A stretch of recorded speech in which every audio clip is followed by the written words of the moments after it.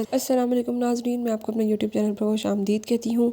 आज की इस वीडियो में मैं आपको स्टेट बैंक की एक जो न्यू पॉलिसी उन्होंने बताई है उसके बारे में बताऊँगी। स्टेट बैंक की एक नई पॉलिसी के मुताबिक उन्होंने अपने जो इंटरेस्ट रेट है उसको 100 पॉइंट्स कम करके 11% पे लिया है, जो कि पहले 12% पे था। ये क्यों हुआ और इसका बाकी बैंकों पर क्या असर पड़ेगा, ये हम देखेंगे। तो सबसे पहले ऐसा है कि इनकी एक मॉनेटरी पॉलिसी कमेटी है, जिसकी एक मंडे वाले दिन 6 मई को मीटिंग हुई।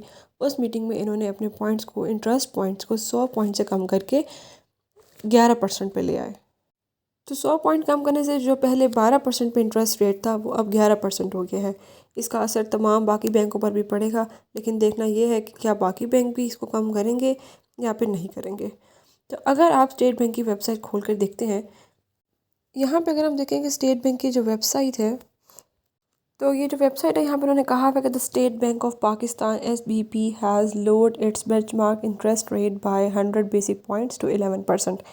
कि उन्होंने जो SBP है स्टेट बैंक, उसने अपना इंटरेस्ट रेट जो है उसको कम करके 11% पे कर दिया, 100 बेसिक पॉइंट्स कम किया। उन्होंने कहा है कि ये जो डिसीजन है ये हमने मंडे वाले दिन दिया है, हमारी जो मैंडेटरी पॉलिसी कमेटी है उसने, और ये जो है 6 तारीख से इफ़ेक्टिव होगा। और अगर हम ये देखते हैं कि इससे फ़ायदा क्या होने वाला है, तो उन्होंने ये कहा है कि उनकी जो ये मॉनेटरी पॉलिसी कमेटी है उसके अकॉर्डिंग जो इन्फ्लेशन रेट है, मतलब जो महंगाई की शरह है, वो मार्च और अप्रैल में जो है कम हुई है। और इसको कम करने से क्या होगा, बिजली की कीमतों में कमी होगी और जो खाने पीने की अशिया हैं वो भी सस्ती हो जाएंगी।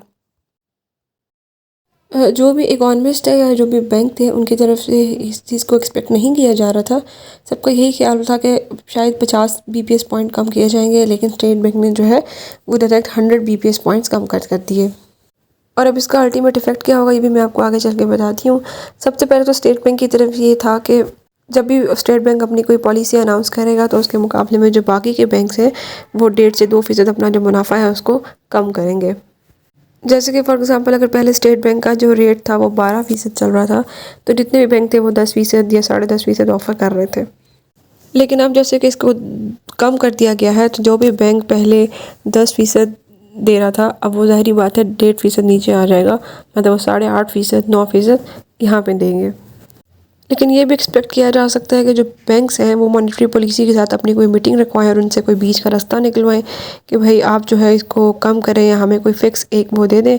क्योंकि जब भी अगर बैंक्स का इन्फ्लेशन रेट कम होता है या फिर उसका जो BPS पॉइंट्स कम हो गए हैं, तो ऑब्वियसली बात है कि इन्वेस्टमेंट जो है वो कम हो जाएगी। लोग फिर बजाय कि बैंक्स में रखें, लोग गोल्ड ख़रीदेंगे, ज़मीन ख़रीदेंगे, तो इस तरह की इन्वेस्टमेंट्स करेंगे। लेकिन अब ये आगे चल के हम देखेंगे कि बैंक्स में इसका क्या इफ़ेक्ट होता है और बैंक्स इसको किस तरह से लेके चलते हैं, क्योंकि इसमें ऑब्वियस ही बात है कि जब इंटरेस्ट रेट कम हो जाएगा तो लोग अपने इसमें से पैसे निकालना शुरू कर देंगे। इसी तरह नेशनल सेविंग बैंक है, बाकी बैंक है, अब ये अपनी कोई ना कोई पॉलिसी को अनाउंस करेंगे। लेकिन अभी अगर मई के महीने में देखा जाए तो ये 10.5 के हिसाब से चल रही है, लेकिन तब्दील हो सकती है। और इसी पे डिपेंड करेगा कि लोग अपनी रकम बैंक में रखवाते हैं या निकलवाते हैं।